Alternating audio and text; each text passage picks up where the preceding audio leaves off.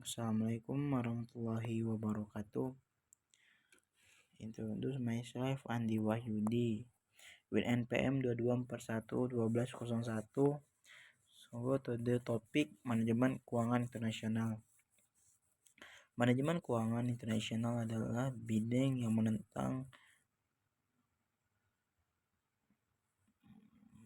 menarik mempelajari hal dapat memperhatikan yang mendalam tentang bagaimana perusahaan beroperasi di berbagai negara dan mengelola aset mereka di seluruh dunia. Pembiayaan perdagangan internasional. 1. Letter of credit. Surat kredit adalah alat pembayaran yang menjamin pembeli akan membayar penjual sesuai dengan ketentuan yang telah disepakati. Yang kedua, forfaiting.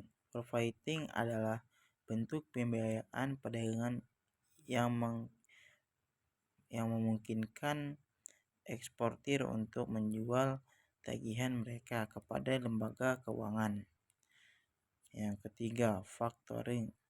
Factoring adalah layanan yang disediakan oleh perusahaan factoring untuk membiayai tagihan yang belum dibayar kepada eksportir. Selanjutnya, nilai tukar dan rasio valuta asing. Yang pertama, perusahaan nilai tukar. Komutasi dan tukar dapat mempengaruhi probabilitas perusahaan, terutama jika perusahaan memiliki terminal internasional yang signifikan. Yang kedua, risiko valuta asing. Perusahaan dapat menghadapi muka kebidayan uang jika ada nilai tukar berupa secara menagihkan sebelum memakai transaksi disesuaikan. Yang ketiga, teknik manajemen risiko. Terdapat berbagai pabrik manajemen risiko untuk memenuhi banyak negatif perusahaan nilai pasar seperti perdagangan dan forward contract. Selanjutnya ada tren dan perkembangan terkini dalam manajemen keuangan internasional. Manajemen keuangan internasional terus berkembang dengan munculnya teknologi keuangan, fintech, meningkatkan globalisasi, dan perubahan dalam lengkap geopolitik. Faktor dan tanggung jawab dalam manajemen keuangan internasional. Yang pertama, transparansi.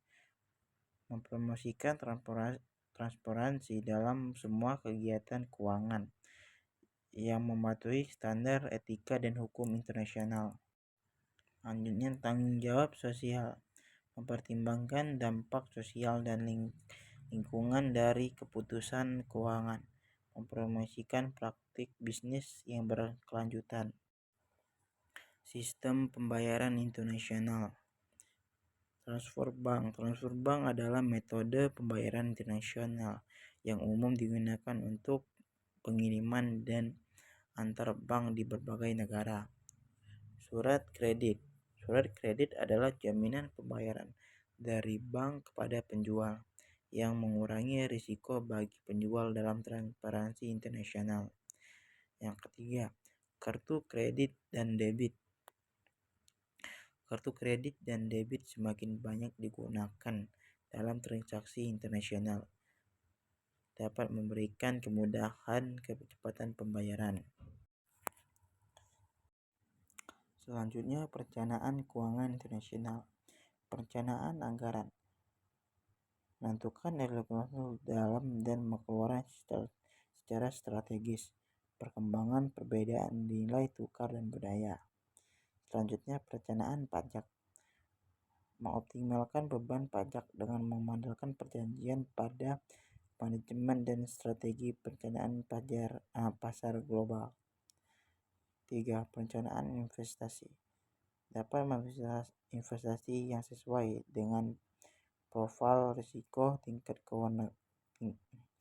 tujuan keuangan, dan koordinasi pasar global. Yang terakhir, perencanaan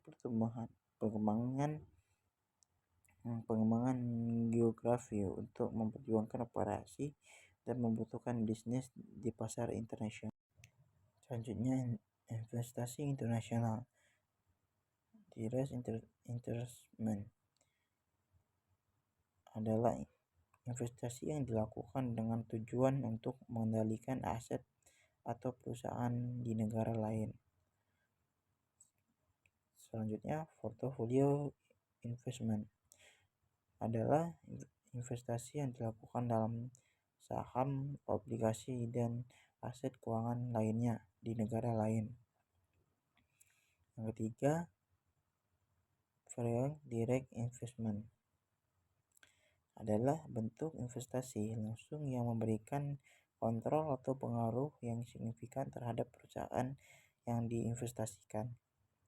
Yang terakhir, foreign portfolio investment adalah bentuk investasi portofolio yang tidak memberikan kontrol atau pengaruh yang signifikan terhadap perusahaan yang diinvestasikan.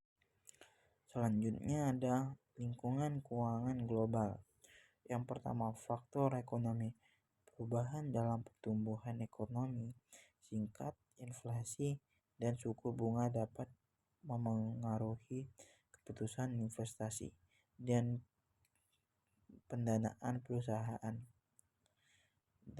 Faktor politik. Stabilitas politik, kebijakan pemerintah, dan peraturan dapat menciptakan ketidakpastian bagi perusahaan yang beroperasi di luar negeri.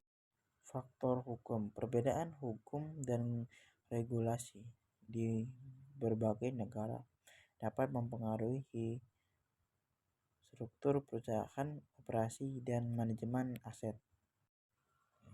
Baiklah, sekian dari saya. Saya akhiri, wabillahi taufiq wal hidayah. Assalamualaikum warahmatullahi wabarakatuh.